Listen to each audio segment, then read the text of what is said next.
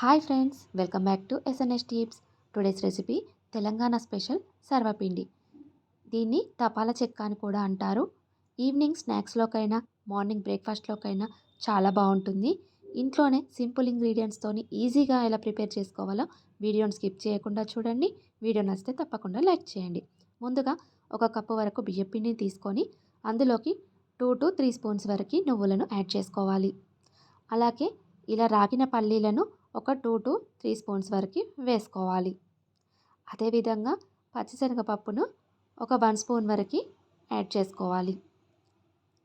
రుచికి సరిపడా ఉప్పుని, కొంచెం కారాన్ని, అంటే మనం పచ్చిమిర్చి కారం వేయాలనుకుంటే కొంచెం కారాన్ని యాడ్ చేసుకోవాలి. లేదా మీరు మొత్తం కారపొడి వేయాలనుకుంటే ఇంకో స్పూన్ వరకు యాడ్ చేసుకోవాలి. ఇలా వేసుకొని బాగా మిక్స్ చేసుకోవాలి. ఇలా మిక్స్ చేసుకొని పక్కన పెట్టుకోవాలి. ఇప్పుడు ఒక మిక్సీ జార్ని తీసుకొని అందులోకి ఒక మీడియం సైజు ఉల్లిపాయను ఇలా పొట్టు తీసి చిన్నగా కట్ చేసుకోవాలి. పచ్చిమిరపకాయలను 3 నుంచి 4 వరకు మీ కారానికి తగినట్టుగా తీసుకొని ముందుగా ఉల్లిపాయ ముక్కల్ని ఇందులోకి వేసుకోవాలి.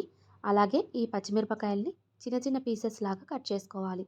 ఇలా కట్ చేసి వేయడం వల్ల త్వరగా మెత్తగా అవుతుంది.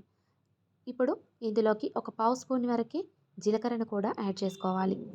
అలాగే 7, 8 వెల్లుల్లిపాయల్ని ఇలా పొట్టు తీసి వేసుకోవాలి. కొంచెం సాల్ట్ని కూడా వేసుకొని మూత పెట్టుకొని మెత్తగా మిక్సీ పట్టుకొని పక్కన పెట్టుకోవాలి.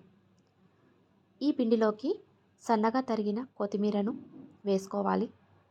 ఒక రెమ్మ కరివేపాకును ఇలా చిన్న చిన్నగా కట్ చేసి వేసుకోవాలి. అలాగే మనం ముందుగా మిక్సీ పట్టిన ఈ పచ్చిమిర్చి పేస్టును కూడా ఇందులోకి యాడ్ చేసుకోవాలి. ఇలా పచ్చిమిర్చి పేస్ట్ వేసి చేసుకోవడం వల్ల సొరపిండి టేస్ట్ అనేది చాలా బాగుంటుంది. ఈ పేస్ట్ని ఇలా వేసుకున్న తర్వాత బాగా మిక్స్ చేసుకోవాలి పిండికంతా పట్టేలాగా. ఇలా మిక్స్ చేసుకున్న తర్వాత కొద్ది కొద్దిగా వాటర్ని యాడ్ చేసుకుంటూ మరీ చపాతీ పిండిలా గట్టిగా కాకుండా కొంచెం మెత్తగా ఉండేలాగా కలుపుకోవాలి. ఇలా వీడియోలో చూపిస్తున్నట్టుగా వేళ్ళతో ప్రెస్ చేసుకుంటూ బాగా కలుపుకోవాలి పిండిని. పిండి ఎంత బాగా కలుపుకుంటే మనకు సరపిండి అనేది అంత బాగా వస్తుంది. సరపిండి కాలిన తర్వాత ఇచ్చుకపోకుండా ఉంటుంది. చూసారు కదా, ఇలా ఉంటే సరిపోతుంది పిండి అనేది. ఇప్పుడు దీన్ని పక్కన పెట్టుకొని ఒక సరపిండి గిన్నెని తీసుకొని అందులోకి ఒక 2 to 3 స్పూన్స్ వరకు ఆయిల్ని యాడ్ చేసుకోవాలి. ఈ ఆయిల్ని యాడ్ చేసుకొని ఇలా అప్లై చేసుకోవాలి గిన్నె అంతటికి. ఇలా అప్లై చేసుకున్న తర్వాత మనకు కావలసినంత పిండి ముద్దను తీసుకొని ఇలా వీడియోలో చూపిస్తున్నట్టుగా వేళ్ళతో ప్రెస్ చేసుకున్న తర్వాత ఈ సరపిండి గిన్నెలోకి వేసుకొని వీడియోలో చూపిస్తున్నట్టుగా వేళ్ళతో ప్రెస్ చేసుకుంటూ మధ్య మధ్యలో చేతి వేళ్ళకి ఆయిల్ని అప్లై చేసుకుంటూ సరపిండి గిన్నెకంతా వచ్చేలాగా ప్రెస్ చేసుకోవాలి. మీరు లావుగా కావాలనుకుంటే లావుగా, లేదా సన్నగా కావాలనుకుంటే సన్నగా ఇలా వేళ్ళతో ప్రెస్ చేసుకోవాలి.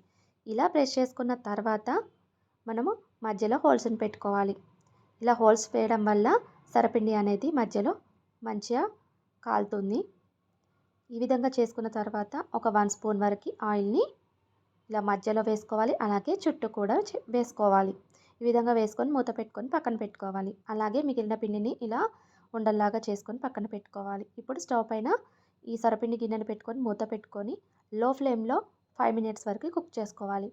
ఇలా 5 మినిట్స్ తర్వాత చూసారు కదా, కుక్ అవ్వడం స్టార్ట్ అయిపోయింది కదా. మళ్ళీ మూత పెట్టుకొని ఒక 5 to 8 మినిట్స్ వరకు లో ఫ్లేమ్లో కుక్ చేసుకోవాలి. ఇలా లో ఫ్లేమ్లో చేయడం వల్ల సరపిండి అనేది పిండి పిండిగా కాకుండా మంచిగా క్రిస్పీగా వస్తుంది.